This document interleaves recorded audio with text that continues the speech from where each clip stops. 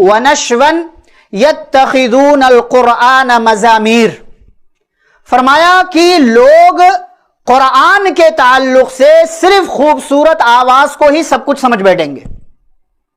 يُقَدِّمُونَ الرَّجُلَ، اور نماز کے لیے ایسے بندے کو آگے بڑھا دیں گے لَيْسَ بِأَفْقِهِهِمْ، جو نہ فقہ کے اعتبار سے، سمجھ کے اعتبار سے نہ بہتر ہوگا، وَلَا أَعْلَمَهُمْ، اور نہ ہی جانکار زیادہ ہوگا، ما يُقَدِّمُونَهُ، اس کو صرف اس لیے آگے بڑھائیں گے إِلَّا لِيُغَنِّيهِمْ، تاکہ ان کو خوبصورت آواز میں وہ نماز پڑھائے.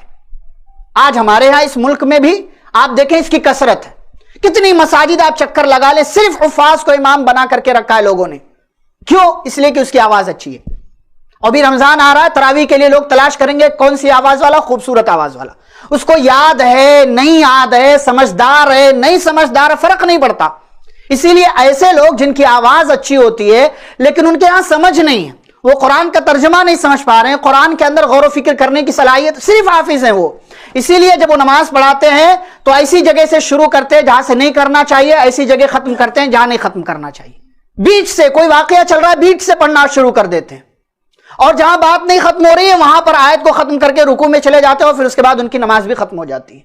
صرف آواز کی خوبصورتی کی وجہ سے لوگ امام بنائیں گے اپنی مسجدوں میں، اپنے علاقوں میں امام کو رکھیں گے. یہ بھی قیامت کی نشانیوں میں سے ایک نشانی ہے. اور آج یہ چیز چل رہی ہے، عام لوگوں کو نہیں معلوم، مسجد کے ذمہ داروں کو نہیں معلوم کہ بھائی کیا، وہ صرف آواز دیکھتے ہیں، رشتہ دار دیکھتے ہیں، آواز دیکھتے ہیں، آواز اچھی ہے چل بھائی امام بن جا تو، باقی کیا فرق پڑتا ہے.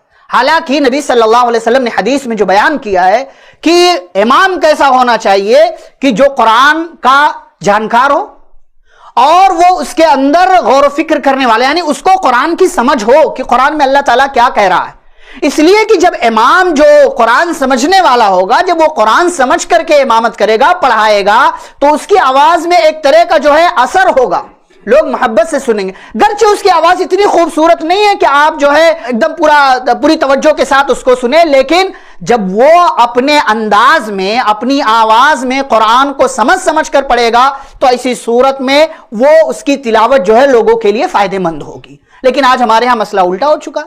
ہمارے بہت ہی زیادہ اس حوالے سے ہمارے ہاں مسائل خراب ہیں کہ خوبصورت آواز والوں کو امام رکھ لیتے ہیں، خوبصورت آواز والوں کو تراویح کے لیے ہم بلا لیتے ہیں. وہ صرف آواز پر توجہ دیتا ہے، فلاں امام صاحب کی نقالی کر رہا ہے، وہ اس پر توجہ دیتا ہے، حفظ پر توجہ نہیں ہوتی پھر اس کی. وہ لوگوں کو صرف سنانے کے لیے وہ پھر اپنی آواز نکالتا ہے. لیکن اگر آواز بھی اچھی ہو اور قرآن میں غور و فکر کرنے والا ہو، اس کو سمجھداری ہو قرآن کے تعلق سے، تو ایسا امام بہت اچھا ہے، ایسا امام بہت پیارا ہے. اور آج دیکھیں حسن صوت کا مقابلہ کراتے ہیں لوگ کہ کس کی آواز سب سے اچھی ہے، حسن صوت کا مقابلہ کراتے ہیں.